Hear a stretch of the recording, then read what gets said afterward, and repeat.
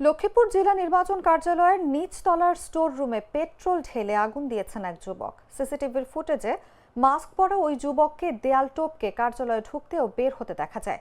শুক্রবার দিবাগত রাত 4টার দিকে এই ঘটনা ঘটে। সিসিটিভি ফুটেজে দেখা যায় মাস্ক পরিহিত এক যুবক গেটের পশ্চিম পাশের দেয়াল টপকে ভেতরে প্রবেশ করেন। কিছুক্ষণের মধ্যেই আগুনের রশ্মি দেখা যায়। এর পরপরই ওই যুবক গেট টপকে বের হয়ে যান। সদর উপজেলা নির্বাচন কর্মকর্তা মোহাম্মদ ফারুক হোসেন জানান, মাস্ক পরিহিত এক যুবক জানালার কাঁচ ভেঙে অথবা খুলে পেট্রোল ঢেলে আগুন লাগিয়ে দেয়।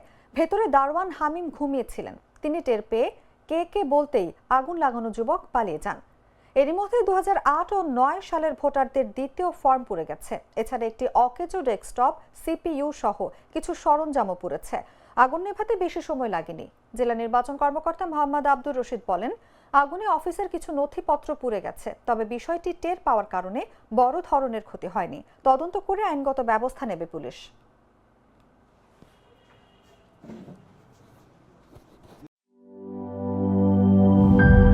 গ্লিটারের টুইন লেমন ও অ্যান্টিব্যাকটেরিয়াল ফর্মুলা বাসনকে চকচকে জীবাণুমুক্ত করে আমাদের দেয় গ্লিটার গ্যারান্টি।